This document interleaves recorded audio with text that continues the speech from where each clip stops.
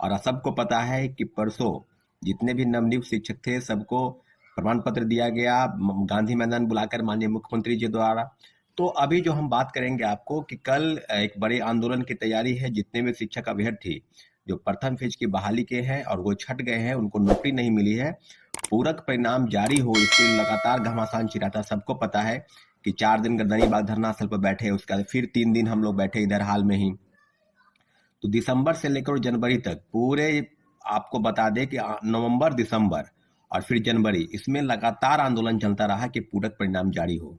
पूरक परिणाम जारी होने के लिए जो बीपीएससी द्वारा जो बताया जा रहा था, 25 अक्टूबर के ट्वीट के हवाले से ही हम आपको बता दें कि उन्होंने कहा था कि एक से ज्यादा सप्लीमेंट्री रिजल्ट जारी करेंगे। कब? जब मल्टीपल रिजल्ट वाले जो बच के आएंगे वो सीट, फर्जीवाड़े तरीके से जो नियुक्त हो रहे हैं जो बाहर होंगे वो सीट, और कई लोगों के ये कहना है कि ड्रॉप आउट स्टूडेंट वो सीट। तो सब मिलाकर ओवरऑल बात की जाए तो पूरक परिणाम जारी होने चाहिए थी। और लगभग अभी तक जो आंकड़ा है 24 से 25 हजार सीटों पर पूरक परिणाम जारी होने चाहिए, परंतु पूरक परिणाम नहीं जारी हुआ। मात्र 2773 लोगों का रिजल्ट आया और अभी हाल में ही 2 दिन पहले फिर 41 लोगों का पूरक परिणाम के रूप में कहा गया कि इन्होंने आपत्ति दी थी। आप ही अगर बताइए, अगर आपत्ति दी जाती, अगर मांगी जाती टीआरई 1 में, तो लाखों लोग ऐसे थे जिनके आपत्ति के रूप में दिया जाता।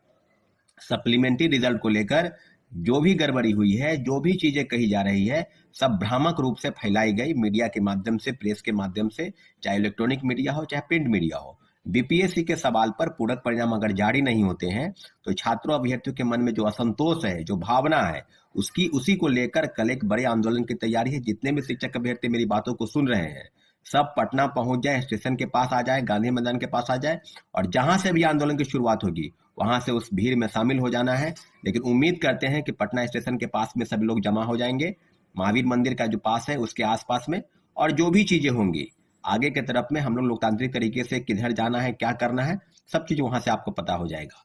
दूसरी महत्वपूर्ण विषय है कि क्या कोर्ट केस के संदर्भ में आपको बता दें कि आज जो है कोर्ट केस में पूरी याचिका दायर हो जाएगी, पूरी तैयारी फाइनल है।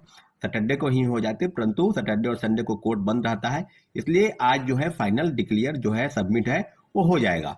टीआरई 1 में पूरक परिणाम जारी हो और टीआरई 2 की जो सीट गई है, जो रिक्ति भेजी गई है बीपीएससी से, आपको हम बता दें कि वो 14,700 की सूची की जो लिस्ट है उसके पूरक परिणाम कब जारी होंगे, क्योंकि अब जो है आज हो गया 15 तारीख, और उम्मीद करते हैं कि जल्द से जल्द जो हम लोग के पास जो सूची है, सूचना है वह कि 20 तारीख के पहले कभी भी रिजल्ट जारी किया जा सकता है।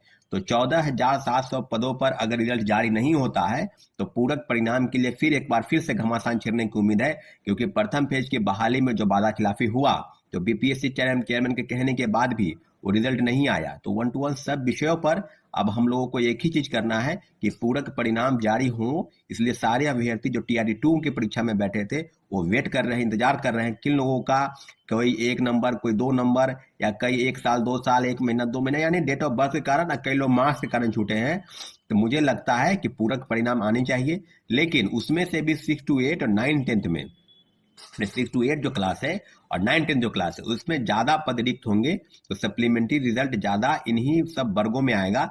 क्योंकि ऑब्वियस सी बात है कि 11 12 में जितने भी लोग का सिलेक्शन हुआ है वो निश्चित रूप से अपने पद को नहीं छोड़ेंगे। तो ये मल्टीपल रिजल्ट, यानी एक से ज्यादा पदों पर जो लोग नियुक्त हो गए हैं, हम लोग बार बार बात कहते थे, आपको याद होगा कि बीपीएससी चेयरमैन की तरफ से जो गलती हुई, जो शिक्षा विभाग की तरफ से गलती हुई प्रथम फेज में, उसी का नतीजा है। परंतु सेकेंड फेज में गड़बड़ी कम हुई है। अभी तक हम लोग के पास जो आंकड़ा आ रहा है इसमें 2-3 गड़बड़ी की सूची जो है, सूचना जो है वो हम लोग बीपीएससी को बता रहे हैं, शिक्षा विभाग को बता रहे हैं कि डोमिसाइल सर्टिफिकेट ये अवश्य जांच होनी चाहिए, क्योंकि कई लोगों के पास ऐसा प्रमाण है कि डोमिसाइल सर्टिफिकेट फर्जी बनाकर लोग बहाल हो गए हैं।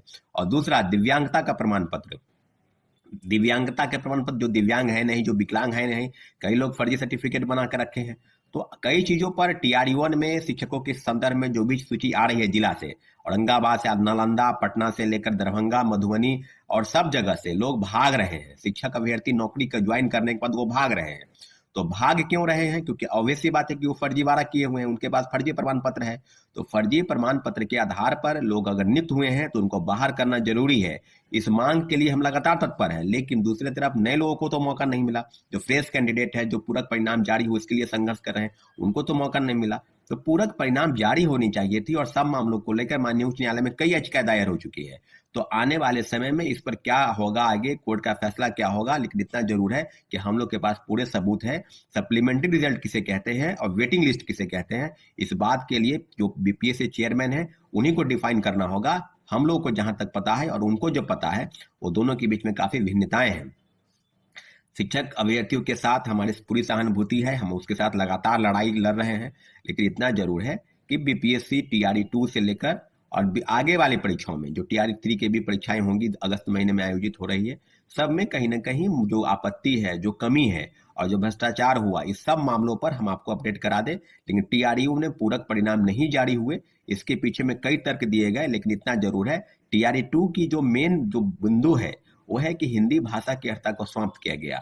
आज के इस वीडियो में आपको हम बता रहे हैं कि हिंदी भाषा की अर्हता समाप्त की गई, इसके लिए अगली बैठक कब बुलाई जाएगी। जैसा कि सबको पता है कि टीआरयू में पूरक परिणाम जारी हो, अयोग्य अभ्यर्थी जो है वो अंदर हो गए हैं और योग्य अभ्यर्थी दर दर की ठोकरें खा रहे हैं, आंदोलन कर रहे हैं, भटक रहे हैं, उनके लिए कोई रास्ता नहीं बचा है। तो कल टीआरई 1 के अभ्यर्थियों के साथ बहुत बड़ा आंदोलन की तैयारी है, उनको सबको आना है। और दूसरे टीआरई 2 के लिए अगली बैठक कब बुलाई जाएगी, इसके लिए आप लोग कमेंट सेक्शन में जाके बताएं कि 17 को, 18 को, क्योंकि जो भी बैठक होगी उसके संदर्भ में 2 दिन पहले हम सूचित कर देंगे सभी को। लेकिन इतना जरूर है कि जल्द से जल्द उसकी बैठक बुलाई जाएगी।